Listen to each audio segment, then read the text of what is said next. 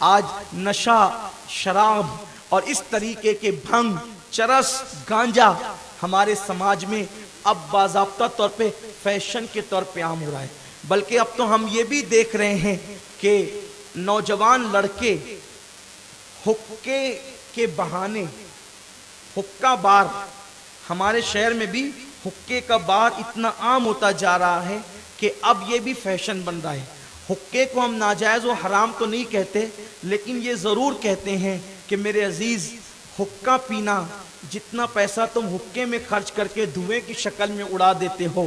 اگر اتنی رقم آپ کسی بیوہ کی گود میں ڈال دو گے تو کم سے کم اس کے بچوں کے لیے ایک وقت کی روٹی کا انتظام ہو جائے گا۔ میں یہ نہیں کہتا کہ حقہ پینا ناجائز و حرام ہے، البتہ یہ ضرور کہتا ہوں کہ فضول خرچی تو ہو سکتی ہے،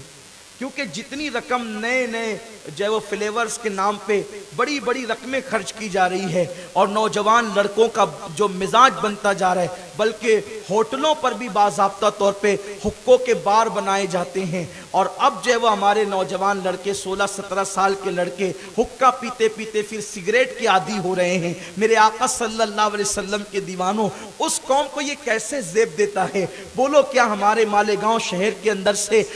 غربت کا خاتمہ ہو گیا؟ کیا اب بھی اس شہر کے اندر ایسے لوگ نہیں ہیں؟ بلکہ آج ہی کی بات پورے چیلنج سے کہتا ہوں، آج جمعہ کا دن ہے، جمعہ کا دن،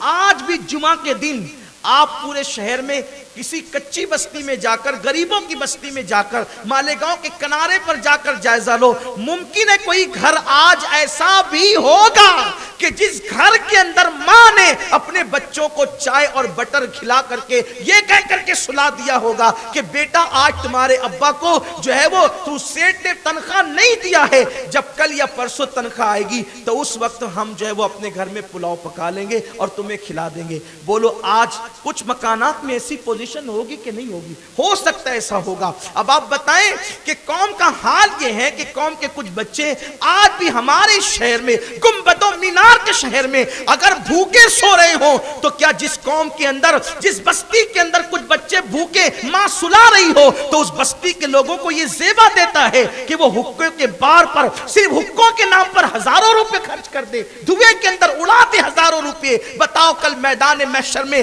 اللہ کو جواب کیا دو گے؟ اچھی طرح سے یاد رکھنا، دولت خدا کی دی ہوئی ہے، اپنے باپ کی دولت نہیں ہے، دولت اللہ کی دی ہوئی ہے، زندگی اللہ کی دی ہوئی ہے، نعمتیں اللہ کی دی ہوئی ہے۔ میرا اللہ قرآن میں کہتا ہے، ان اللہ اشترى من المؤمنین انفسهم واموالهم بان لهم الجنہ۔ کافر اگر یہ کہتا ہے کہ دولت میرے باپ کی ہے تو ہم اس سے کوئی بات نہیں کرتے، مگر مومن کے لیے تو قرآن کہتا ہے کہ اللہ نے مومنوں کی جان کو، مومنوں کے مال کو جنت کے بدلے خرید لیا ہے۔ جنت خدا نے دے کر کے، یا جنت کا وعدہ کر کے ہماری جان اور ہمارے مال کا سودا کر لیا ہے۔ اب نہ جان اپنی ہے نہ مال اپنا ہے، یہ جان بھی اللہ کی مرضی کے بغیر خرچ نہیں ہونا چاہیے اور یہ مال بھی اللہ کی مرضی کے بغیر خرچ نہیں ہونا چاہیے۔